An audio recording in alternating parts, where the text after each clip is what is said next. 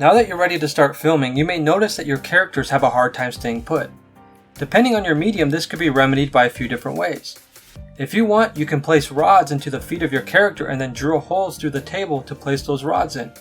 Once the rods are in, you can secure them from the bottom by using a wing nut. Drill the holes as you need them, or you can also use a pegboard. If your character is small enough, you can use something like sticky tack. This works really well with things like Lego minifigures. Another method is to use an armature rig. This is an arm that grabs a character, keeping the character between it and the camera. This method, however, takes some time and editing to remove the rig. Once you got that figured out, the next step is to know how to make your characters move smoothly. Understanding how well your subject is able to move is key, in that it allows you to know the limitations of your subject and what kind of actions it can take. Even with the most articulated subjects, it can be hard to understand how far you should move them frame by frame. Robert E. Howard was the writer and creator of Conan the Barbarian. It was reported that he would be seen in his backyard acting out battles with large axes and swords. For me, this illustrates a great way to understand how your subject should move. Whatever action you want your subject to make, you should make yourself first. If you're throwing a punch, how long does it take? If you're walking, how many steps can you take in 3 seconds?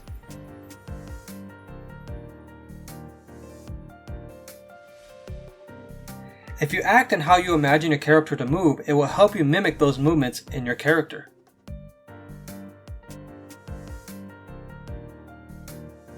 Being consistent is an important part of smoothing out your animation. Your movement should be consistent or else it can cause jerkiness, ruining the illusion of animation. Looking at this example, you can see that the amount of movement for this object is consistent. But if we tweak these intervals, it can really affect the way that the movement looks.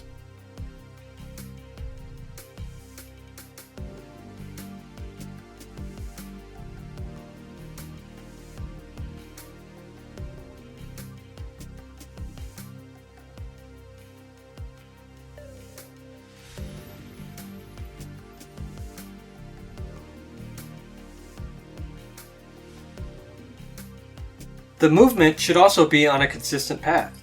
If it doesn't follow this consistent path, it can also break the flow of animation.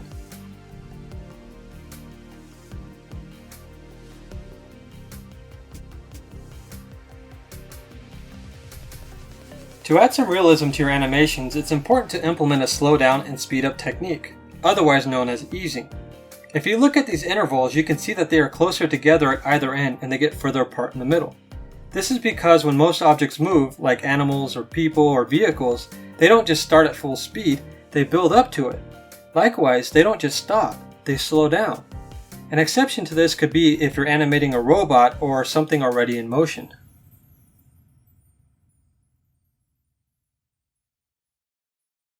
You should also be considering the physics involved. If a character is throwing a ball, it has to behave as though gravity is affecting it, just like if you were to throw a ball outside. But if your character is in space and throws an object, then the physics are going to be entirely different. Onion skinning is a great tool to compare your previous frame to the shot that you are currently working on. This can allow you to see how far your subject has moved and to make sure it is consistent. It also lets you ensure that your scene hasn't shifted. By comparing your previous frame to your current one, you can get a feel for how well your animation is flowing. You can also access your images and toggle through them to see how well your character is moving.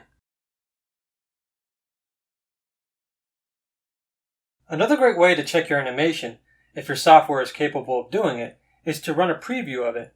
Make sure that your frame rate is set to where you want it to be, and then watch your character come alive.